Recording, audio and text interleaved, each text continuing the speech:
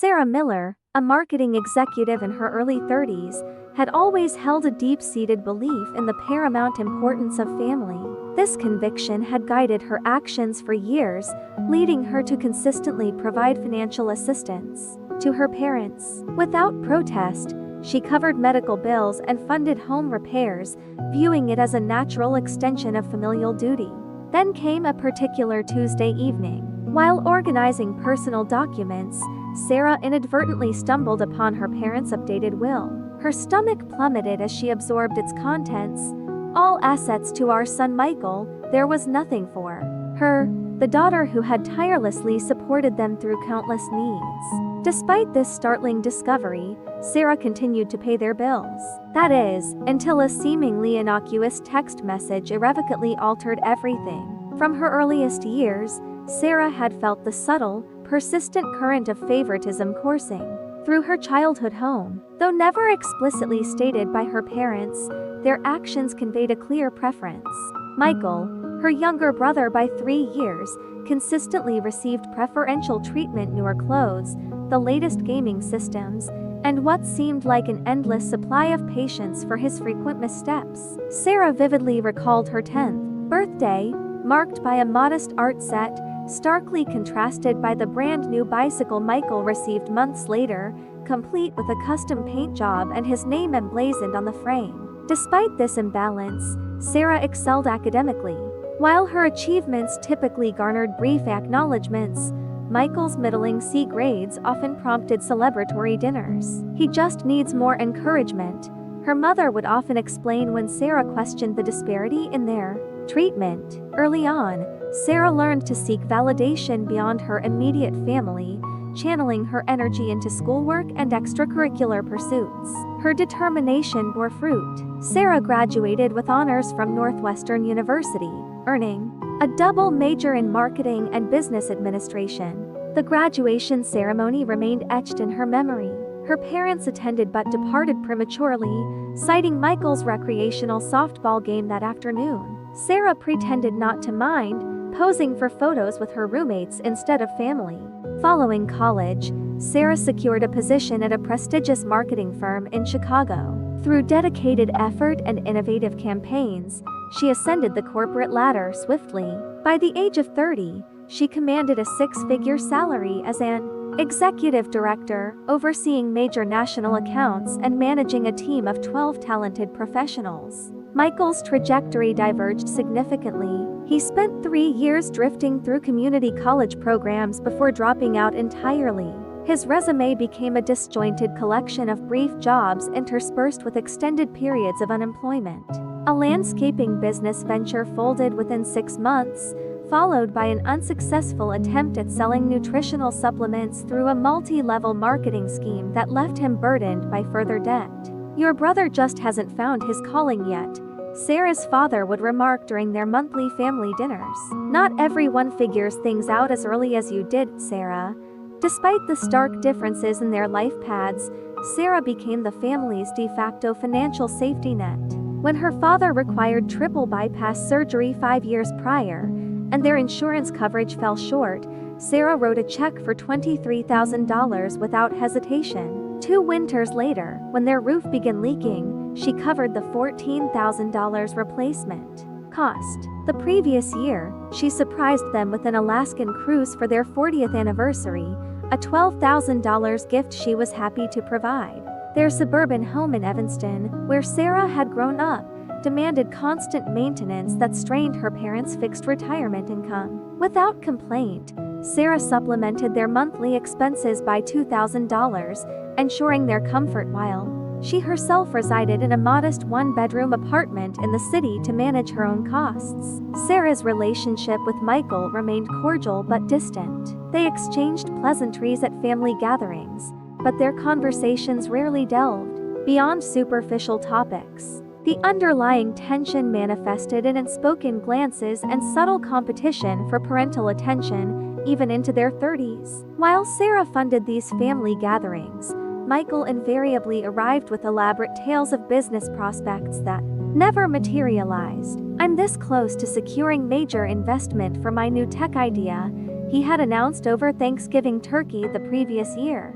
Her parents would lean forward, captivated, while Sarah silently calculated the cost of the organic free-range bird and all the accompanying trimmings she had purchased. Sarah's partner, Jamie, had noticed the patterns long before Sarah allowed herself to acknowledge them. They had met at a charity fundraiser 3 years earlier, and after 6 months of dating, Sarah had brought Jamie home to meet her family. "Your parents seem to view you as their personal ATM," Jamie had observed on the drive back to the city.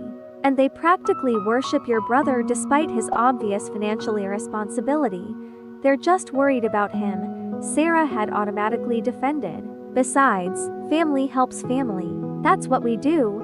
Jamie had given her a long, sideways glance. "Helping is one thing, Sarah. Being exploited is another." Sarah had dismissed these concerns, continuing to transfer funds whenever requested.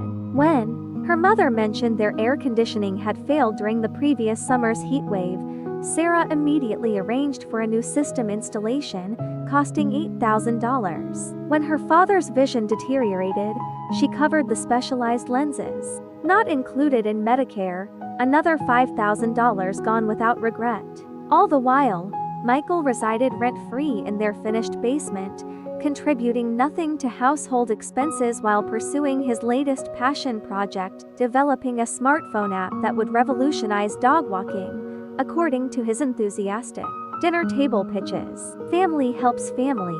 This mantra echoed through Sarah's mind with every financial transaction, with every sacrifice of her own financial goals. She delayed purchasing her own home, postponed her dream vacation to Japan, and continued living modestly while ensuring her parents wanted for nothing. This, she told herself, was what good daughters did. This was love in action. How profoundly wrong she was about the nature of love. The discovery unfolded on an unremarkable Tuesday evening in April. Spring rain tapped gently against Sarah's apartment windows as she reviewed financial documents with her advisor, Elaine. They had been examining Sarah's retirement contributions and investment portfolio when Elaine inquired about her parents' estate planning. "Have they updated their will recently?" Elaine suggested, adjusting her glasses. "Given how much you support them financially, it would be prudent to understand their plans." "I'm not sure," Sarah admitted, "but we share a family cloud storage account for important documents. I can check if they've uploaded anything." She opened her laptop and navigated to the shared folder, scrolling through tax forms and insurance policies. She spotted a file labeled Final Will and Testament, updated January. Curious, she clicked it open, expecting standard legal language distributing their modest assets between Michael and herself. The document loaded official and formal, with her parents' names prominently displayed at the top. Sarah skimmed through the legal terminology until she reached the asset distribution section. Then, her world tilted sideways. "We bequeath all financial assets, properties, investments, and personal belongings to our son, Michael James Miller." Sarah blinked, certain she had misread. Her eyes darted across the page, searching for her own name, for any acknowledgement of her existence. There was a small footnote. "We have provided sufficiently for our daughter, Sarah, throughout her successful life and career." Sarah's hands began trembling so violently that she knocked over her coffee mug, sending brown liquid pooling across her financial statements. Elaine quickly grabbed tissues, dabbing at the spreading stain while shooting Sarah concerned glances. "Sarah, what's wrong? You've gone completely pale." Words initially failed Sarah. Her throat constricted as though invisible hands were squeezing her windpipe. Finally, she turned the laptop toward Elaine, her finger pointing at the damning clause. "They've left everything to Michael," she whispered, tears gathering. "Every single thing. The house I've helped maintain, the car I helped them purchase, even Mom's jewelry collection she always said would be mine someday." Elaine read silently, her professional demeanor slipping momentarily to reveal genuine shock. "This is unusual, given your financial contributions to their well-being." That simple acknowledgement shattered Sarah's composure entirely. Tears flowed freely now, accompanied by ugly, gasping sobs that she couldn't control. Years of sacrifice and silent resentment burst forth in that moment, flooding her apartment with raw emotion. $73,000. she choked out between sobs. 73. Oh, in 3 years alone. That's what I've given them, and this is how they repay me. Elaine rescheduled their remaining agenda items, suggesting Sarah take time to process this revelation before making any decisions. After Elaine left, Sarah paced her apartment until midnight, replaying countless moments when she had stepped in to solve her parents' financial problems while Michael contributed nothing. Sunday dinner loomed 3 days away. Sarah considered canceling but ultimately decided confrontation couldn't wait. Those 72 hours passed in a fog of hurt and betrayal, her work performance suffering as colleagues noticed her distraction. When Sunday arrived, she drove to her parents' suburban home with a knot in her stomach. The house looked particularly beautiful that day, the lawn recently landscaped, the exterior paint fresh from the previous summer's renovations Sarah had funded. Every corner of the property contained evidence of her financial support. Her mother greeted her with a usual kiss on the cheek. "You look tired, sweetheart. Working too hard again?" Her father called from his recliner, the premium leather one Sarah had purchased for his birthday the previous year. "There's my successful daughter. How's the corporate world treating you?" Michael emerged from the basement, laptop in hand. "Sarah, perfect timing. I wanted to show you the prototype interface for my app. Just need to secure $50,000 in seed funding to launch."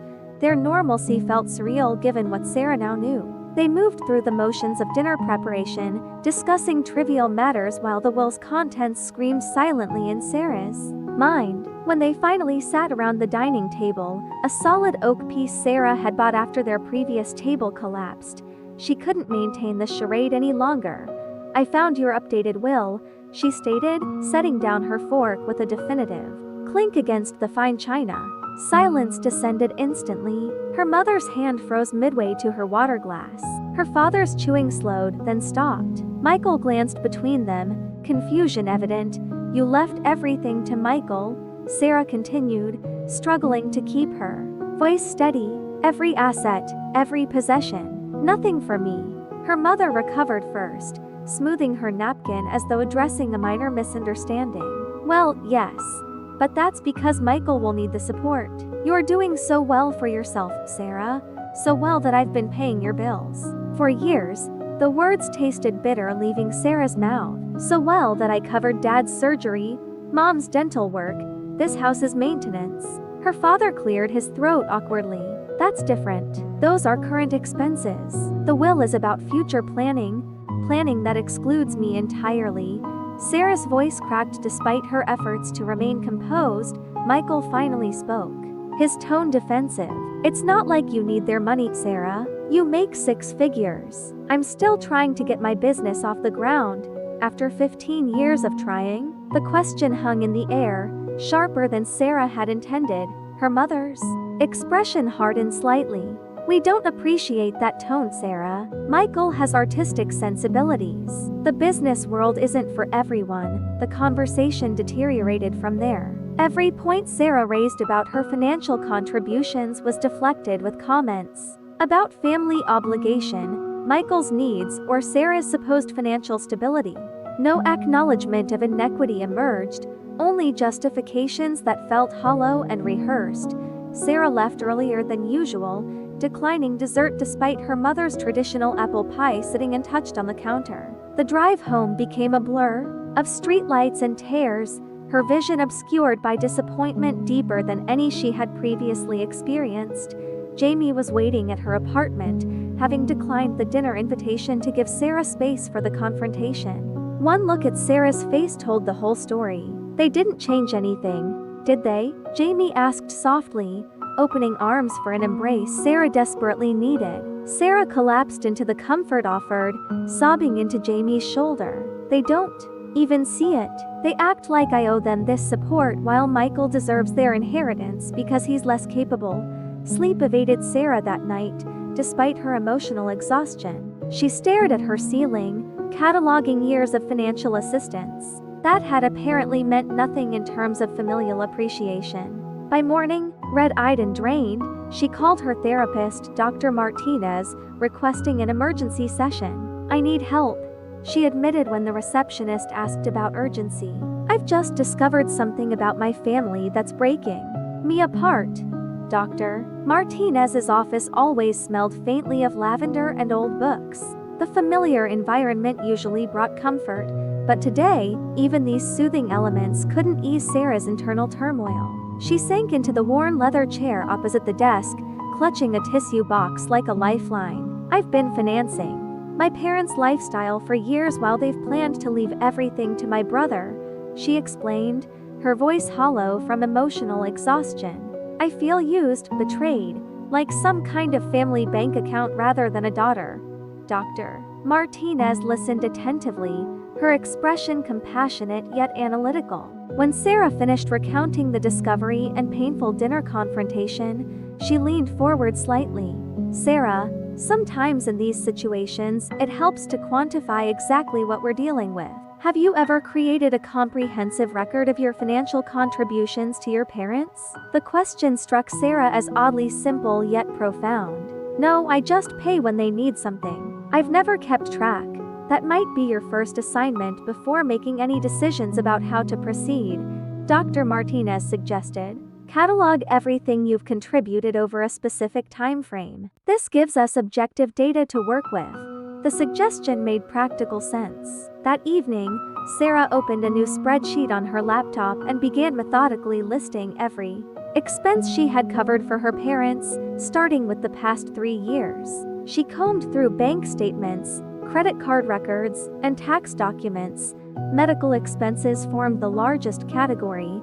Her father's heart surgery copays, her mother's dental implants, prescription medications not covered by insurance, specialized hearing aids, vision therapy sessions. The total medical assistance alone exceeded $35,000. Home maintenance and improvements came next.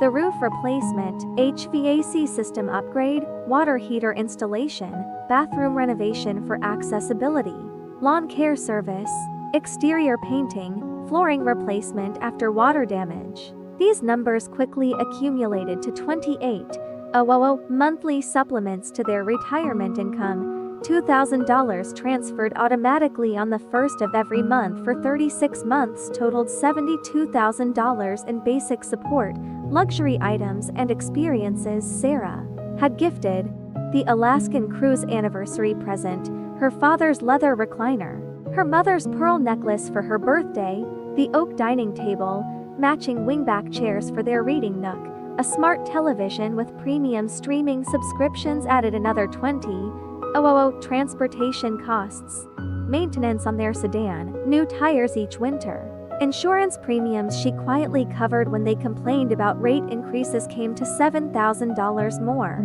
Holiday expenses, Thanksgiving dinners, Christmas gifts, Easter brunches, Mother's and Father's Day celebrations Sarah funded entirely while Michael brought token gifts, approximately $6,000 annually. By midnight, the spreadsheet revealed a staggering total, $168,000 over 3 years. The number glowed on her screen, validating her sense of exploitation while simultaneously breaking her heart. Sleep eluded her again as she confronted memories of what she had sacrificed to provide this level of support.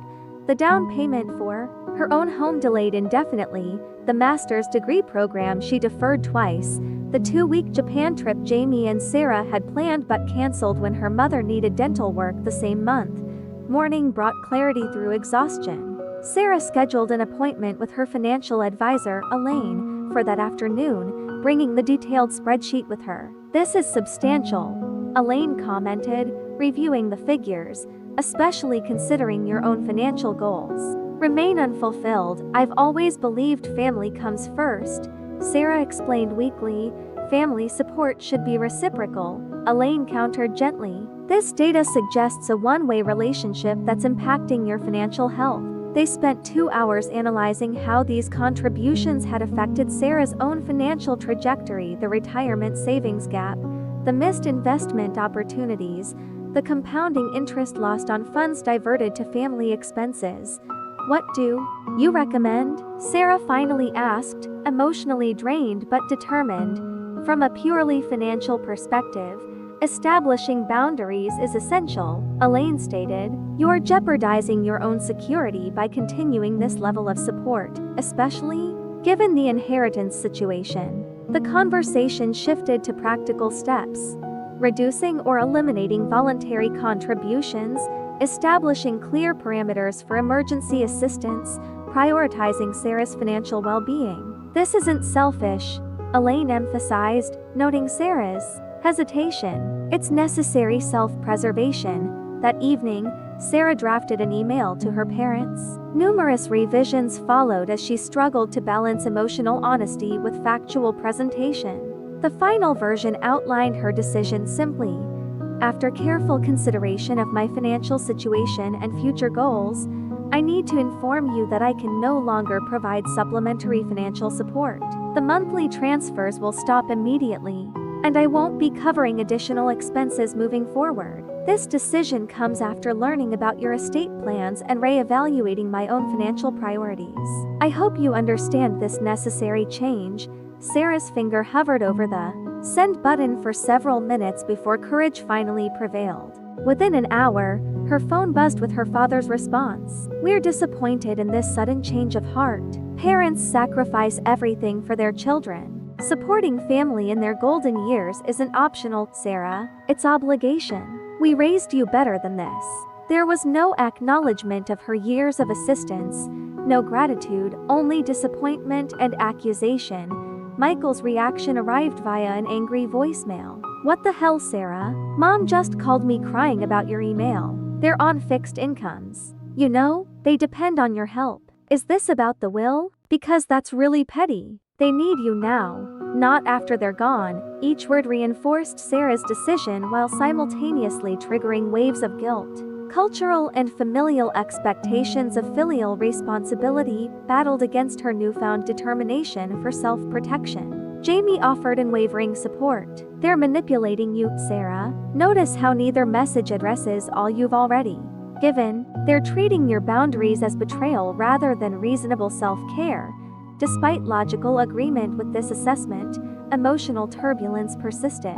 Sarah contacted Dr. Martinez again, seeking reinforcement for her wavering resolve. Guilt often accompanies boundary setting, especially with family, Dr. Martinez reassured her. Remember that healthy relationships involve reciprocity and respect for each person's well-being. Your decision isn't rejecting your parents, it's reclaiming necessary balance. With this professional validation, Sarah silenced her phone notifications and focused on recalibrating her financial plans. For the first time in years, her budget reflected her own priorities rather than external obligations disguised as family duty. The sense of liberation proved both exhilarating and terrifying, freedom intertwined with guilt as she navigated this unfamiliar territory of prioritizing herself above parental expectations. 2 weeks of silence followed Sarah's boundary setting. Email. Her phone remained conspicuously quiet, lacking the usual stream of parental requests and casual check-ins.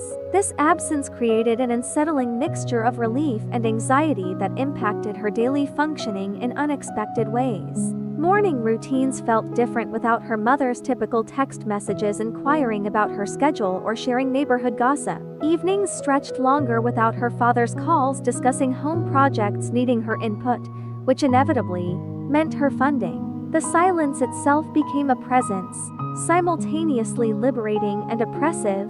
Guilt and relief played tug-of-war with her emotions. One moment she'd feel triumphant about reclaiming financial autonomy, the next she'd worry about their well-being with genuine concern. Had she been too harsh? Were they struggling unnecessarily because of her decision? Her first test arrived 16 days after sending the email. Her mother's text message appeared casually, as though their previous exchange had never occurred. Utility bill came in much higher than expected this month. Could use some help covering the $342 difference. Thanks in advance. No pleasantries, no acknowledgement of Sarah's stated boundary, just an expectation of continued financial support despite her clearly communicated decision. Sarah's finger instinctively moved toward her banking app before she caught herself.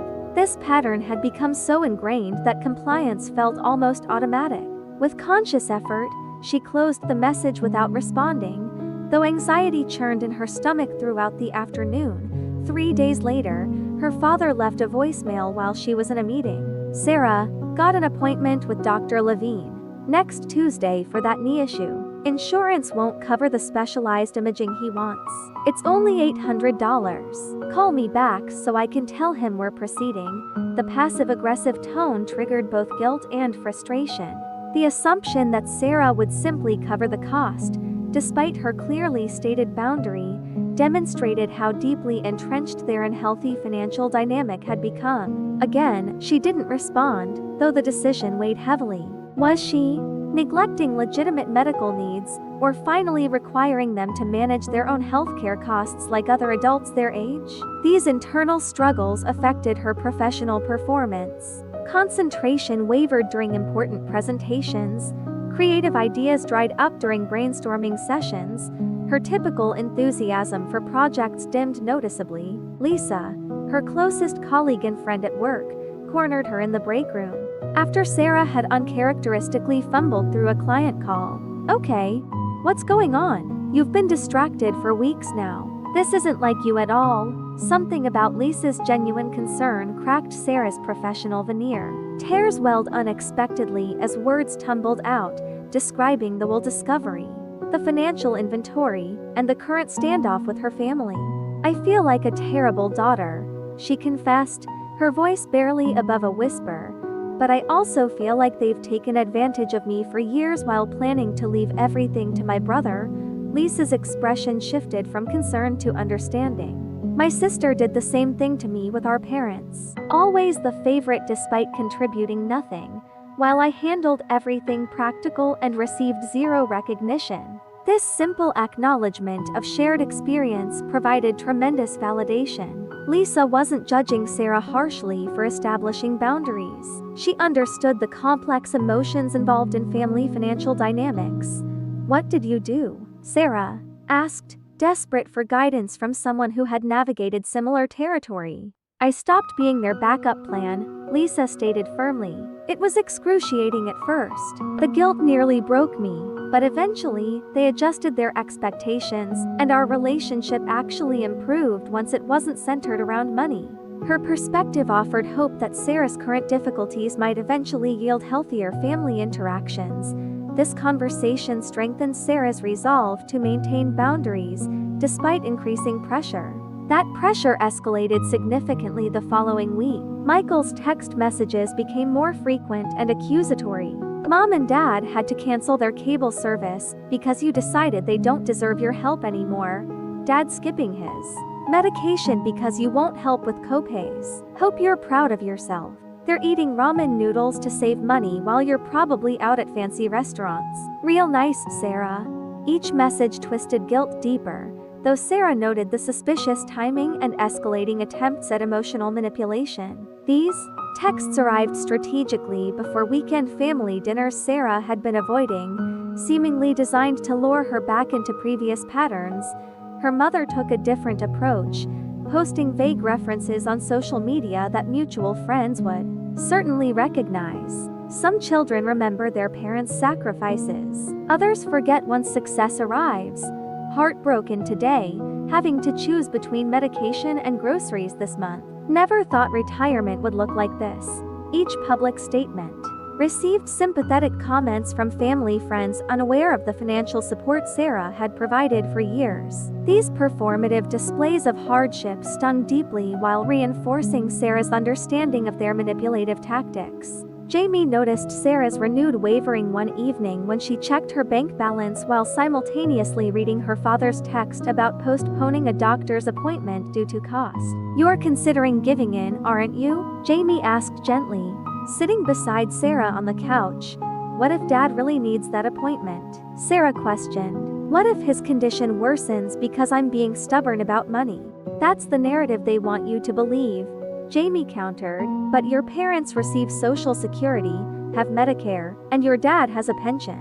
They managed before you started supplementing their income. They can adjust their spending now."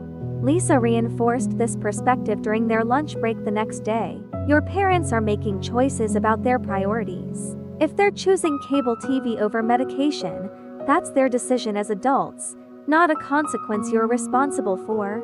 These reminders helped steady Sarah's resolve as the pressure campaign continued through week 3. She maintained her position despite increasingly desperate tactics, including a call from their family doctor, clearly prompted by her parents, expressing concerns about their ability to afford necessary treatments. "While I appreciate your concern, Dr. Williams," Sarah responded professionally, "my parents' financial decisions aren't appropriate for me to discuss with you. They have retirement income and medical coverage. How they prioritize those resources is their choice." Her confidence grew incrementally as each manipulation attempt failed to break her newfound boundaries. This strengthening resolve would soon face its ultimate test. Exactly 1 month after her boundary-setting email, Sarah's phone chimed with a text message from her mother at 7:42 a.m. No greeting, no pleasantries, just 5 words that embodied their dysfunctional relationship. "The mortgage is due." Sarah stared at those words while brushing her teeth, toothpaste foam momentarily forgotten as a kaleidoscope of emotions swirled through her. The audacity of the demand disguised as information, the absence of even basic courtesy, the clear expectation that she would simply comply despite everything that had transpired. Water dripped from her chin as memories flooded her consciousness. Last summer flashed vividly before her, her parents' refrigerator and stove both failing within the same month. Without hesitation, Sarah had purchased high-end stainless steel replacements totaling $7,000. 2 weeks later, they had announced their spontaneous Bermuda vacation, proudly showing Sarah photos of the oceanfront suite they had splurged on. "It was time we treated ourselves," her mother had explained, while Sarah silently calculated how many months of savings that appliance purchase had cost her.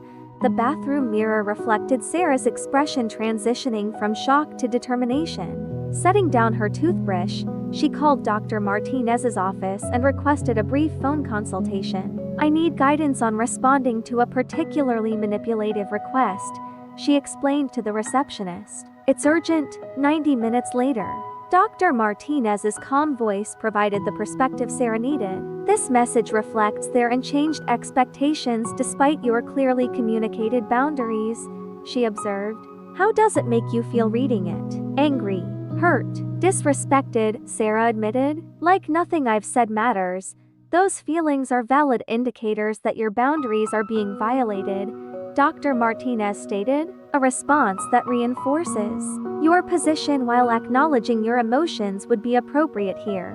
They discussed various reply options, considering tone and content carefully. Dr. Martinez emphasized maintaining clarity without unnecessary emotional engagement that might prolong unhealthy patterns. "Remember, Sarah, your parents are adults who managed their finances before your contributions began. They have options that don't involve you." After their conversation, Sarah sat at her kitchen counter composing and deleting multiple responses. The challenge lay in balancing firmness with unnecessary cruelty, boundary setting with emotional reactivity. Finally, after careful consideration, she typed a response that felt authentic while maintaining necessary distance. "I'm not your bank. I'm your daughter who you've chosen to disinherit." Her finger trembled slightly before tapping sent 12 simple words that encapsulated years of complex family dynamics and her newfound self-respect. The immediate aftermath brought a racing heartbeat and shallow breathing. Had she gone too far? Been too harsh? The anxious spiral began until Sarah consciously implemented breathing techniques from therapy. Inhale, counting to 4. Hold for 7, exhale for 8. Repeat until calm returned. Relief gradually replaced anxiety as she acknowledged the truth in her response. She wasn't responsible for their mortgage. She wasn't obligated to fund their lifestyle while receiving nothing but demands in return. This boundary wasn't about punishing them, but about respecting herself. The response barrage began within minutes. Her mother's indignant reply came first. "How dare you speak to me that way after everything we've done for you? We gave you life itself." Her father's message followed quickly. "Your mother is crying. I hope you're satisfied with yourself. This isn't how we raised you to behave." Michael's contribution arrived with predictable outrage. "You're actually letting our parents lose their house over money? What kind of monster have you become?" Each message attempted to reclaim control through guilt and shame. Each accusation implied Sarah's boundaries represented moral failure rather than healthy self-protection. The old Sarah would have crumbled under this pressure, immediately transferring funds with accompanying apologies for asserting any needs of her own. The new Sarah silenced her phone notifications and continued preparing for her workday with steady hands and a clearer conscience. By afternoon, missed calls accumulated: 6 from her mother, 4 from her father, 8 from Michael. Voicemails filled her inbox, each more desperate or angry than the last. "Sarah, this is your father. We need to talk about your attitude. Call me immediately. Your father's blood pressure is through the roof because of your message. Are you trying to give him another heart attack? Call me back now. Sis, you've really crossed a line." Mom's beside herself. Dad's furious. "Just send the damn mortgage money and apologize." Jamie offered to screen messages that evening, protecting Sarah from the emotional onslaught while preserving any truly important information. This support proved invaluable as the campaign intensified.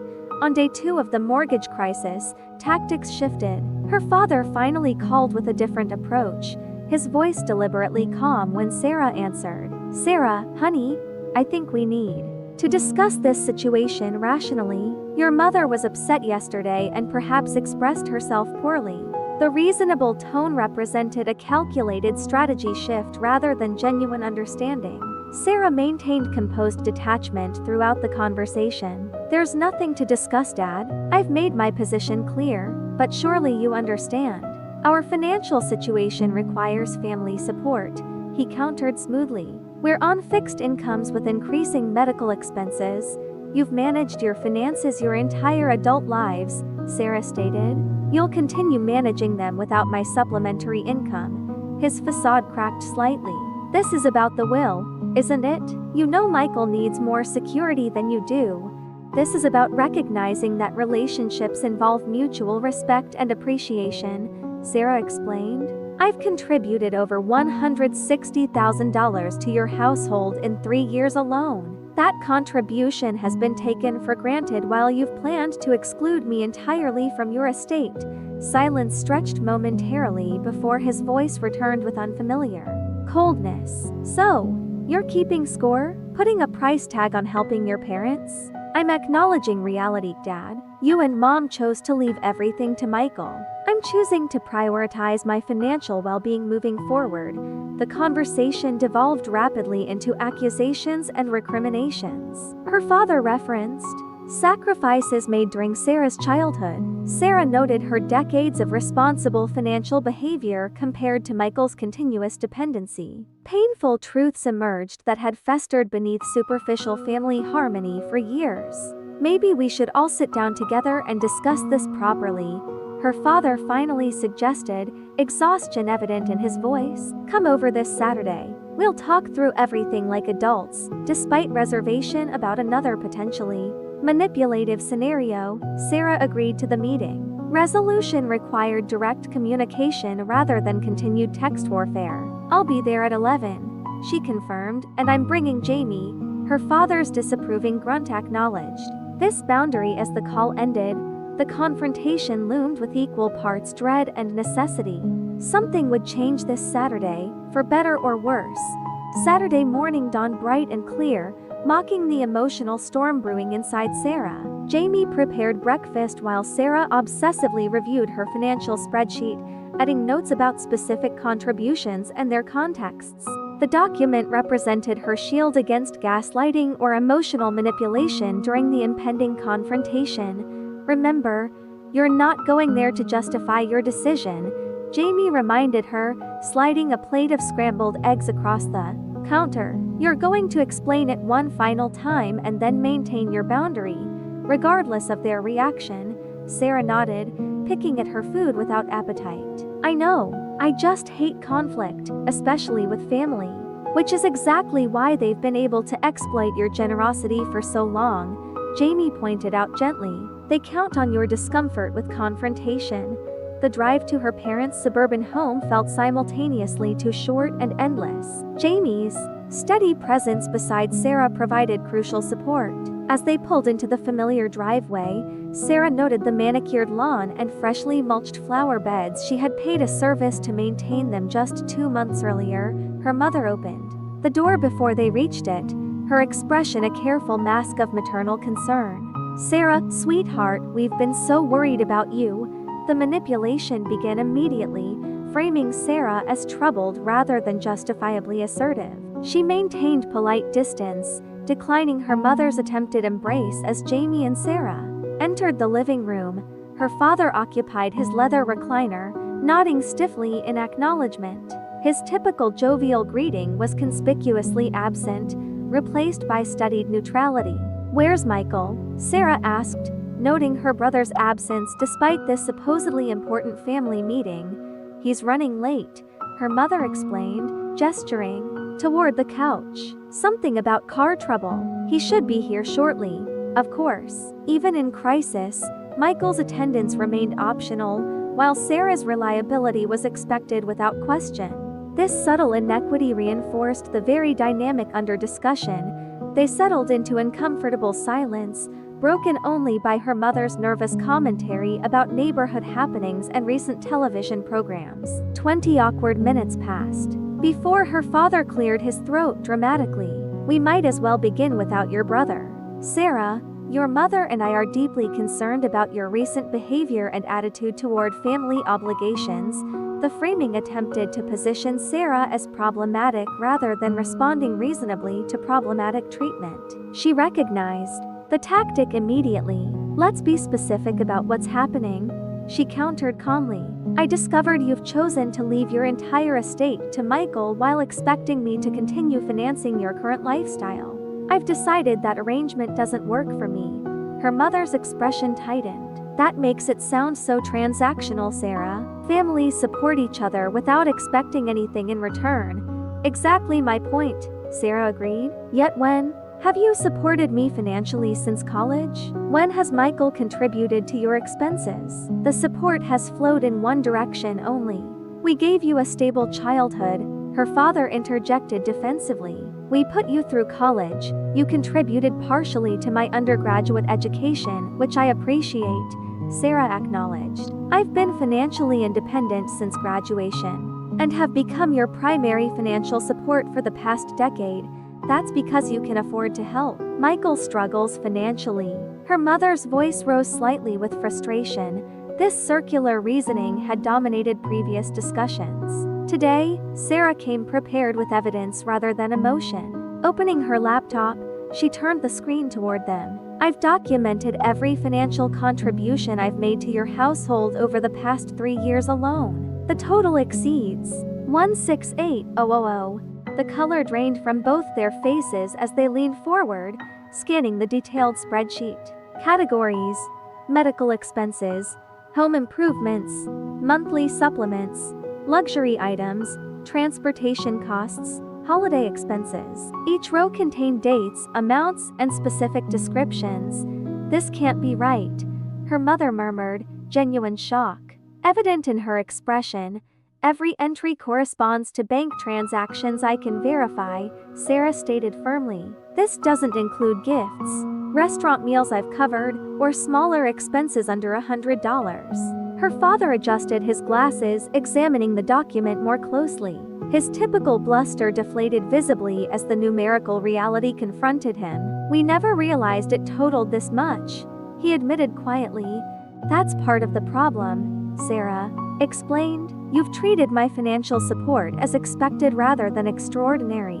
Meanwhile, I've delayed my own financial goals to provide this assistance." Silence descended as this reality sank in. Her mother dabbed at unexpected tears while her father stared at the spreadsheet with a furrowed brow. "We've been struggling more than you know," he finally confessed. "Medical costs keep rising. The pension doesn't stretch as far as we planned. And there are some debts you don't know about," her mother added hesitantly. "Credit cards, mostly." This revelation surprised Sarah. "How much debt?" They exchanged uncomfortable glances before her father sighed heavily. "About $48,000 across." 6 cards. We didn't want to worry you, her mother explained weakly. Yet you expected me to continue subsidizing your lifestyle without complete financial transparency, Sarah noted, without accusation, simply stating fact. Another uncomfortable silence before her mother spoke, barely above a whisper. There's something else you should know. About Michael. Her father shot her a warning glance, which she ignored. He has a gambling problem, Sarah. Has for years. Some of those credit card debts. We took them on to cover his losses when things got really bad. This revelation struck like physical impact. The pieces suddenly aligned with crystal clarity. Michael's perpetual financial struggles, the constant emergency requests that bypassed normal boundaries, the inheritance plan designed to protect someone with addiction issues rather than reward filial dedication. Why didn't you tell me? Sarah asked, genuine hurt replacing defensive anger. We were ashamed, her father admitted, and he swore he was getting help each time. That doesn't justify excluding me from your will without discussion, Sarah pointed out, or expecting me to finance your retirement without knowing where the money was actually going. You're right, her mother acknowledged, surprising Sarah with this unprecedented concession. We handled this terribly. We could revisit the will, her father suggested cautiously. Make adjustments that acknowledge your contributions. This isn't about the inheritance itself, Sarah clarified. It's about the lack of respect and appreciation it represents. I'm not demanding equal distribution. I'm requiring acknowledgement of my role in this family beyond financial utility. What would that look like, practically? Her father asked, his tone shifting toward genuine consideration rather than defensive posturing. Financial counseling, for all of you, would be a start, Sarah suggested, addressing Michael's gambling addiction directly instead of enabling it, creating transparent financial discussions rather than emergencies and demands, their expressions reflected and comfortable, recognition of necessary changes. This progress, however tentative, felt significant after years of entrenched patterns. The front door slammed suddenly, announcing Michael's belated arrival. He stormed into the living room, face flushed with obvious anger. Finally made it through. Traffic, he announced, glaring in Sarah's direction.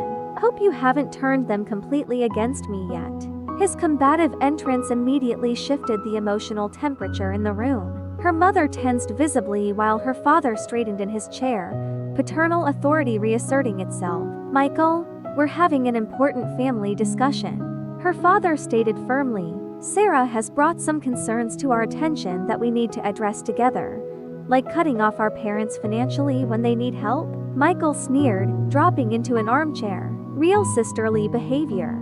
There, the old dynamic threatened to reassert itself immediately.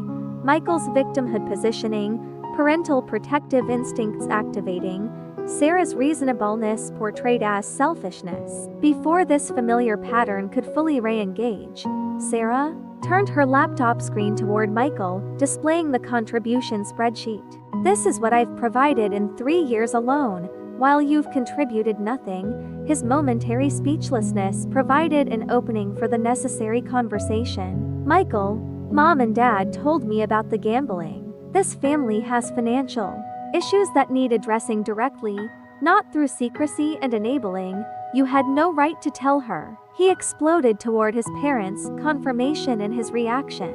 They had every right, Sarah countered calmly. Just as I have every right to decide how my money is used. You don't understand what it's like. Michael's voice cracked with genuine emotion. I've been counting on that inheritance to finally get straight, to pay everything back. That inheritance depends on our parents' deaths, Sarah pointed out quietly. That's not a financial plan. That's waiting for tragedy. The blunt assessment silenced him momentarily. His expression cycled through anger, shame, and finally, reluctant recognition. What am I supposed to do then? Vulnerability replaced belligerence in his question. Get actual help for the gambling addiction, Sarah said. Take financial responsibility like other adults. Build your life on your own efforts, rather than parental rescue or a future inheritance. Sarah's directness clearly shocked everyone present, including herself.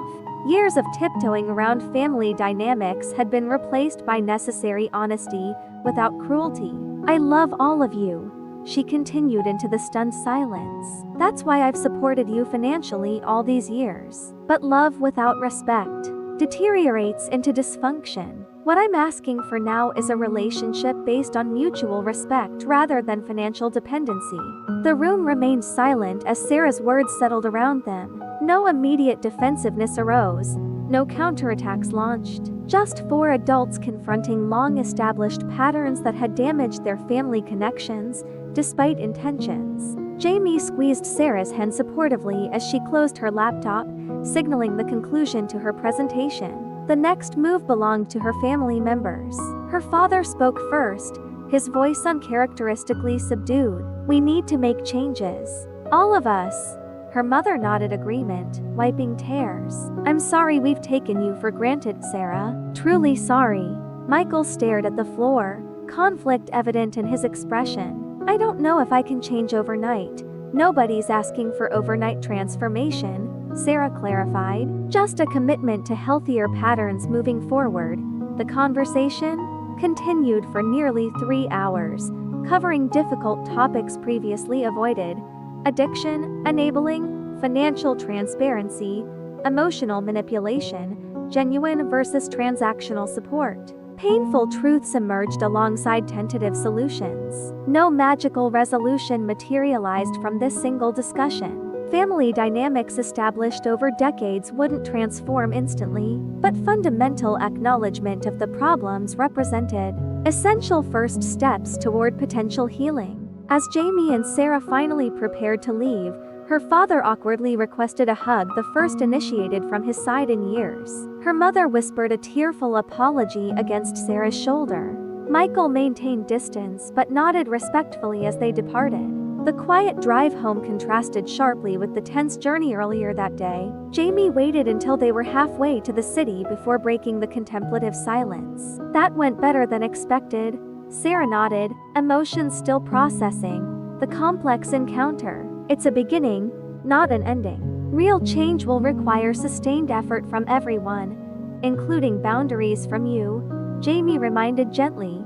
"Especially boundaries from me," Sarah agreed, watching suburban landscapes transition toward urban density through the passenger window. Family, she reflected, meant choice, not obligation. Today, she had finally chosen mutual respect over dysfunction, disguised as duty. The wisdom felt hard-earned, yet profoundly valuable. The road ahead remained uncertain, but for the first time, it contained the possibility of authentic relationship rather than financial exploitation wrapped in familial expectation. 3 months passed before significant communication resumed. With Sarah's family, this period of separation proved essential for establishing new patterns and expectations. Sarah maintained minimal contact through brief text messages, confirming everyone's basic welfare without re-engaging previous financial dynamics. Then, unexpectedly, an envelope arrived containing a handwritten letter from both parents. Unlike their typical communications demanding assistance, this correspondence contains something unprecedented: genuine apology. "Dear Sarah," began her mother's distinctive handwriting. "Words cannot adequately express our remorse for taking your generosity for granted all these years. After our conversation, we've been attending financial counseling sessions through a program at Dad's former employer. The process has been humbling and eye-opening." Her father's blockier script continued on the next page. "We've created a proper budget for the first time in years. Our counselor helped us identify unnecessary expenses and develop sustainable practices appropriate for our actual income. We're managing our mortgage and bills independently now." The most surprising revelation followed. "We've revised our will with proper legal assistance. While we've established a trust to help manage any inheritance Michael receives, given his ongoing recovery efforts, we've ensured equal distribution and specific acknowledgement of your tremendous support through the years." The counselor helped us understand how our previous decision communicated profound disrespect for your contributions. Sarah read the letter multiple times, emotions fluctuating between cautious optimism and protective skepticism. Was this genuine transformation or another manipulation tactic? The concrete actions described suggested authentic change rather than empty promises. A week later, Sarah agreed to coffee with her mother at a neutral cafe midway between their homes. Her mother's appearance surprised her immediately. Gone were the designer clothes and expensive accessories typically financed through Sarah's supplementary income. Instead, she wore simple, practical attire more appropriate for their actual financial situation. The financial counselor had us track every expenditure for 30 days, her mother explained, stirring her modest regular coffee rather than the specialty drinks she previously preferred. It was shocking to see where the money actually went. So much waste on appearances and temporary pleasures. Their conversation progressed with unfamiliar honesty. Her mother acknowledged the decades-long pattern of favoritism toward Michael, partly stemming from his greater neediness and partly from unconscious gender expectations about Sarah's self-sufficiency. We treated your success as a reason to expect more from you rather than celebrate your accomplishments, she admitted, while we coddled Michael's failures and made endless excuses for his behavior. The accountability in her words felt revolutionary after years of denial and deflection. This wasn't performance or manipulation, but genuine recognition of harmful patterns. Her father joined them for lunch the following weekend, bringing similar acknowledgments from his perspective. I always prided myself on providing for this family. When retirement and health issues made that impossible, I transferred that pride to you, expecting you to maintain our lifestyle without recognizing the burden it placed on your future. These conversations, while healing, didn't immediately restore complete trust. Real transformation requires sustained evidence, not temporary behavioral modifications. Sarah maintained firm boundaries around financial assistance while cautiously rebuilding emotional connection. Michael's journey proved more complicated. His initial resentment towards Sarah's boundary setting persisted longer than his parents' resistance. The revised inheritance arrangements triggered particular bitterness until her father facilitated a difficult conversation addressing the gambling addiction directly. I've been attending Gamblers Anonymous meetings twice weekly, Michael eventually shared during a tentative dinner together. 90 days clean so far. The program makes you confront how your addiction affects everyone around you. I owe you an apology for years of expecting rescue while contributing nothing in return. His accountability, while imperfect and occasionally interspersed with backsliding, represented significant progress from his previous entitlement. He secured steady employment for the first time in years, managing apartment maintenance for a local property company, with structured hours and responsibilities. Sarah's own healing journey progressed through continued therapy with Dr. Martinez, who helped her process complex emotions around family expectations and self-worth. You're navigating the difficult transition from enabling to supporting, Dr. Martinez observed during one particularly insightful session. Supporting means respecting others' capacity to manage their own challenges, while enabling involves resolving problems they should address themselves.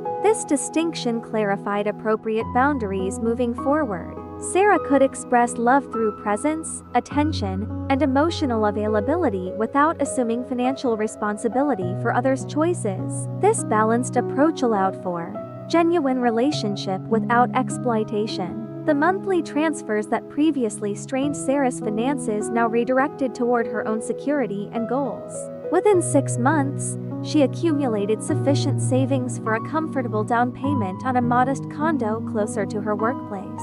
The housewarming celebration included family members who brought potluck contributions rather than empty-handed expectations. Sarah's relationship with Jamie strengthened through this challenging period, mutual respect deepening as they navigated family complexity together. Their conversations expanded to include potential future family plans, discussing how they might establish healthier patterns for the next generation should they choose to have children. I don't want to replicate my parents' favoritism or financial manipulation, Sarah explained one evening as they discussed potential parenting approaches. Every child deserves equal emotional investment, regardless of personality or achievement. Jamie nodded thoughtfully. And teaching financial responsibility early seems crucial based on your family experience. These theoretical discussions represented significant growth from Sarah's previous unexamined acceptance of dysfunctional patterns as normal family dynamics. The holiday season arrived with trepidation about potential regression to unhealthy habits under festive pressure. Sarah hosted Thanksgiving dinner at her new condo, establishing clear expectations beforehand. Everyone would contribute specific dishes, gifts would remain modest, and financial discussions were prohibited during celebrations. To her pleasant surprise, these boundaries received respectful compliance. Her father brought his famous cornbread stuffing while her mother contributed homemade cranberry sauce. Michael arrived with a store-bought but thoughtful dessert within his means. The conversation flowed naturally, without the underlying current of unspoken financial tension for the first time in memory. As they gathered around her dining table, the material simplicity contrasted sharply with previous elaborate holiday productions Sarah had financed entirely. Yet, the emotional authenticity enriched their interaction beyond anything purchased with money. Genuine laughter replaced performative harmony. Real connection supplanted transactional obligation. Observing her family's attempts at healthier interaction, Sarah recognized a profound truth about relationships. Unconditional love doesn't require unconditional financial support or endless sacrifice of personal well-being. True family connection thrives on mutual respect rather than exploitation disguised as obligation. The journey toward balanced family dynamics continues, with occasional missteps and necessary course corrections. Old patterns sometimes resurface during stress or crisis, requiring gentle but firm redirection toward healthier interactions. Perfect resolution remains unrealistic given decades of entrenched behaviors, but significant improvement provides a sustainable relationship previously impossible. Sarah's spreadsheet tracking parental contributions remains saved but unconsulted now. Its creation served an essential purpose in confronting denial and establishing reality, but dwelling on past imbalance would prevent forward movement. The document exists as a historical record rather than an active scorecard, available if boundary reinforcement becomes necessary, but not central to daily interaction. Looking back on that fateful text message demanding a mortgage payment without greeting or context, Sarah marvels at how thoroughly one moment can catapult necessary change when previous years of discomfort failed to prompt action. That simple demand crystallized years of unbalanced expectations into a single, undeniable evidence of dysfunction, requiring response. Sometimes, healing begins not with acceptance but with appropriate anger, not with understanding but with boundary setting, not with forgiveness but with accountability. These essential first steps create a foundation for genuine relationship rather than performative harmony masking exploitation. Family connections require mutual care and respect to remain healthy. When patterns deteriorate into one-sided giving, without appreciation, recalibration becomes necessary for everyone's well-being. This truth applies whether relationships involve parents, siblings, partners, or friends.